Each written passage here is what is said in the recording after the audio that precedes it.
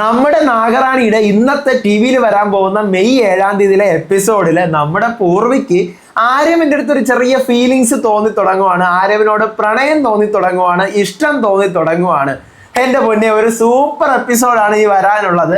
അത് മാത്രമല്ല, നമ്മുടെ പൂർവി ഇന്ന് നാഗകന്യകയായിട്ട് മാറി ഒരാളെ രക്ഷിക്കുന്നുണ്ട്. അതെ, പകുതി മനുഷ്യനും പകുതി പാമ്പുമായിട്ട് നിന്നുകൊണ്ട് ഒരു കുട്ടീനെ രക്ഷിക്കുന്നുണ്ട്. അതായത് ശക്തികൾ പുറത്തേക്ക് വന്നു തുടങ്ങി. ഇതൊന്നുമല്ല, ഏറ്റവും വലിയ ട്വിസ്റ്റ് എന്താണെന്ന് വെച്ച് കഴിഞ്ഞാൽ അനന്ത സത്യങ്ങൾ തിരിച്ചറിഞ്ഞിരിക്കുകയാണ്. എന്ത്, രവീഷ് തന്നെ ചതിക്കുകയായിരുന്നു എന്നുള്ളത്. പൂർവിയും സംഭവങ്ങളെല്ലാം മനസ്സിലാക്കിയിട്ടുണ്ട്.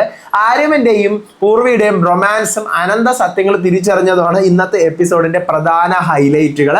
എന്തൊക്കെയാണ് ഇന്ന് ടി വിയിൽ വരാൻ പോകുന്ന എപ്പിസോഡിലുള്ള കാര്യങ്ങളെന്ന് നമുക്ക് നോക്കാം. നാഗകന്യക 7-ന്റെ, അതായത് നമ്മുടെ നാഗറാണിയുടെ എപ്പിസോഡ് 8 അപ്കമിങ് എപ്പിസോഡിന്റെ എക്സ്പ്ലനേഷൻ റിവ്യൂ ആയിട്ടാണ് ഞാൻ വന്നിരിക്കുന്നത്. So welcome back to Ansif moonlight media max. I am Ansif. Video ആദ്യമായിട്ട് കാണുന്നവർ ചാനൽ സബ്സ്ക്രൈബ് ചെയ്യണം, ലൈക്ക് ചെയ്യണം, ഷെയർ ചെയ്യണം. നിങ്ങളുടെ അഭിപ്രായങ്ങൾ മസ്റ്റായിട്ട് താഴെ കമന്റ് ചെയ്യണം. ഇതുപോലത്തെ സീരിയലിന്റെ എക്സ്പ്ലനേഷനും റിവ്യൂസിനും ഒക്കെ ആയിട്ട് ഇപ്പം തന്നെ നമ്മുടെ FB പേജും ഇൻസ്റ്റാ പേജും മറക്കാണ്ട് ഫോളോയും ചെയ്യണം.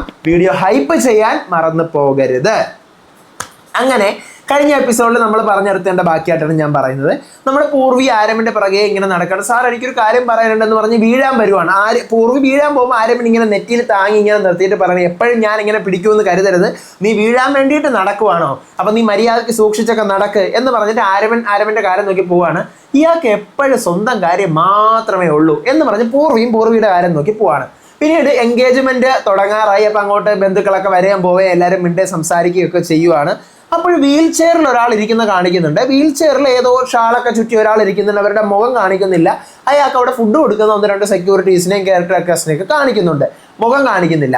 പിന്നീടാണ് നമ്മുടെ രവീഷ് എന്ത് ചെയ്യുന്നു, എൻഗേജ്മെന്റ് ആണല്ലോ, അപ്പം കസിൻസിന്റെ ഒക്കെ അടുത്ത് പോയി ഫോട്ടോ എടുക്കുന്നു. അപ്പൊ പൂർവി ദൂരത്തുനിന്ന് കാണുവാണ്. നല്ല ഇടിയും മഴയൊക്കെയാണ് ട്രിവാൻഡ്രത്ത്, ശബ്ദങ്ങളൊക്കെ കേൾക്കുന്നുണ്ട്. വീഡിയോയിൽ കിട്ടുന്നുണ്ടോ എന്ന് എനിക്ക് അറിഞ്ഞുകൂടാ.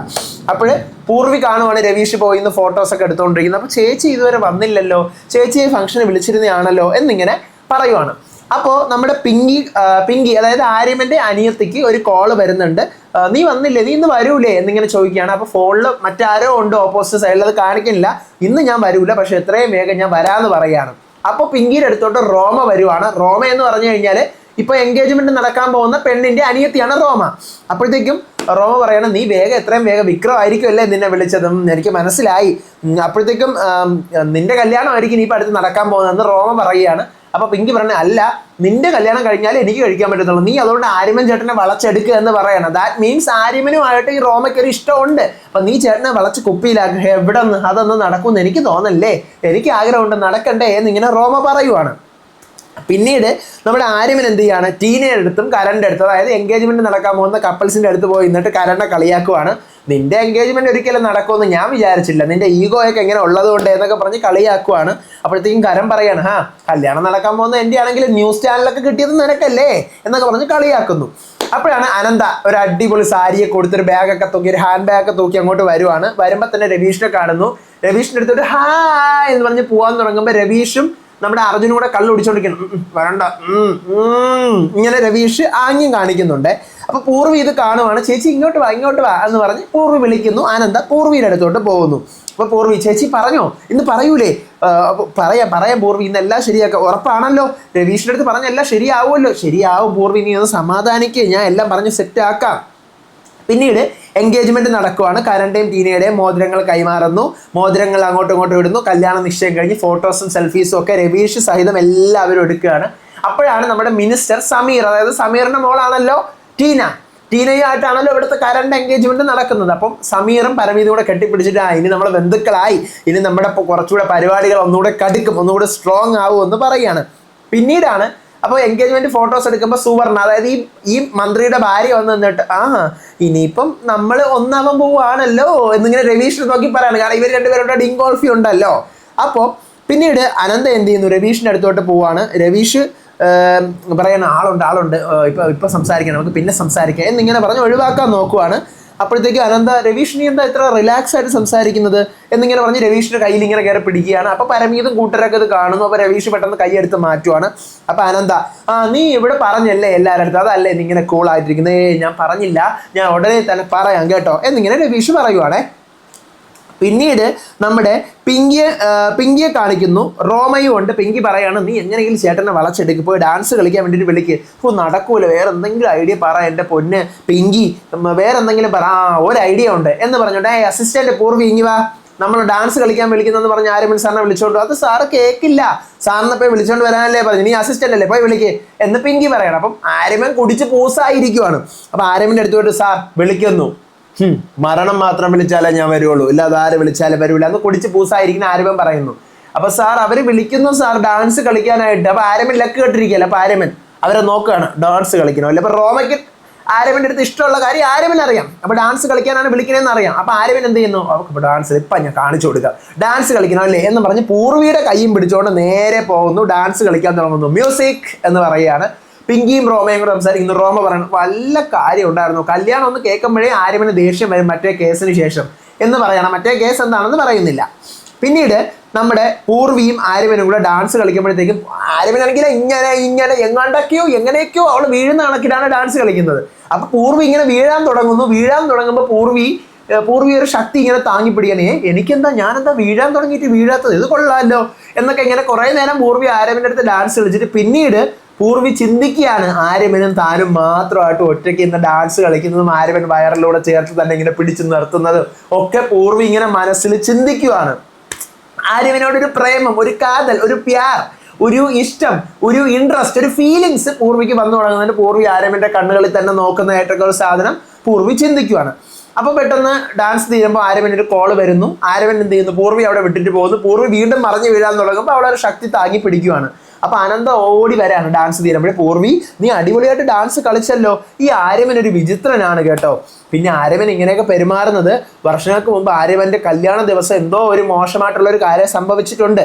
അപ്പൊ അതിനുശേഷമാണ് കല്യാണമോ എൻഗേജ്മെന്റ് എല്ലാ പരിപാടീസിനോടും അവന് വെറുപ്പാണ്. ഇതിന് അങ്ങോട്ടുള്ള എപ്പിസോഡ് പറയും കേട്ടോ സംഭവം. എനിക്കറിയാം, ഞാൻ നിങ്ങളെ ഇപ്പോഴേ ആ സംഭവം പറയുന്നില്ല, കാരണം അതൊക്കെ ട്വിസ്റ്റുകളാണ് എൻ്റെ പൊന്നു മക്കളെ, അടിപൊളി ട്വിസ്റ്റുകളാണ്. അപ്പോഴേ അനന്ത പറയാണ്, നീ അത്ര അടിപൊളിയായിട്ട് ഡാൻസ് കളിച്ചല്ലേ, എൻ്റെ രവീഷിൻ്റെ കല്യാണത്തിന് നീ തന്നെ ഡാൻസ് കളിച്ചാൽ മതി എന്ന് പറയാണ്. അപ്പം നീ ആര്യമൻ്റെ കൂടെ ഡാൻസ് കളിച്ചപ്പോൾ ഓക്കെ ആയിരുന്നു പൂർവി? ഓക്കെ ആയിരുന്നു ചേച്ചി. അല്ല നിന്റെ കണ്ണട എവിടെ പൂർവി? നീയൊക്കെ കണ്ണില്ലാതെ ഇപ്പൊ കണ്ണട ഇല്ലാതെ ഇപ്പൊ എങ്ങനെ കാണാൻ പറ്റുന്നത്? ഇപ്പൊ കണ്ണട ഒന്നും ഇല്ലല്ലോ എന്നിങ്ങനെ ചോദിക്കണം. അപ്പൊ അതായത് ചേച്ചി എന്ന് പറഞ്ഞിങ്ങനെ പറയാൻ വരുമ്പോൾ നമ്മുടെ ആര്യമൻ്റെ അച്ഛൻ്റെ അനിയൻ്റെ വൈഫ്, അതായത് ആര്യമൻ്റെ ആൻറ്റി ഡിംപിൾ ആൻറ്റി വരുവാണ്.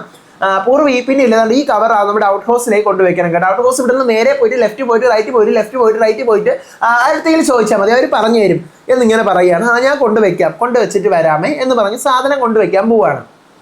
പോകുന്ന വഴിക്ക് ആര്യമൻ വീണ്ടും ഇരുന്ന് പൂക്കറ്റം കുടിക്കുന്നത് ഈ പൂർവി കാണുവാണ്. പൂർവി ആര്യമനെ തന്നെ നോക്കി നിൽക്കുമ്പോൾ ഡിംപിൾ ആൻറ്റി വീണ്ടും എന്തിനും നീ ഇതുവരെ കൊണ്ടുവച്ചില്ലേ? വെക്കാം ഞാൻ പോകുന്നു. എങ്കിൽ പിന്നെ പോ എന്ന് പറഞ്ഞ് പൂർവി സാധനം കൊണ്ടുവയ്ക്കാനായിട്ട് പോവാണ്. അങ്ങനെ പൂർവി പോയിട്ട് തിരിച്ചിറങ്ങിയിട്ട് ഫോൺ വിളിച്ച് പറഞ്ഞു, ആൻറ്റി ഞാൻ കൊണ്ടുവച്ചു, ഇത് 1/2 കിലോമീറ്റർ ദൂരെയാണിത് എന്ന് പറഞ്ഞ് ഇറങ്ങുവാണ്. അപ്പോൾ ഒരു ഫ്ലാറ്റാണ്, ഒരു ഫ്ലാറ്റിൻ്റെ ഫ്രണ്ടിലാണ് ഇപ്പോൾ പൂർവി നിൽക്കുന്നത്. അവിടെ ഒരു കുട്ടി കുറേ ഒരു 10-15 നിലയുടെ മുകളിൽ നിന്നുകൊണ്ട് എന്ത് ചെയ്യാണ്, ഒരു ബോൾ കളിക്കുമ്പോഴത്തേക്ക് ബോൾ ബാൽക്കണിയുടെ പുറത്ത് വീഴാണ്.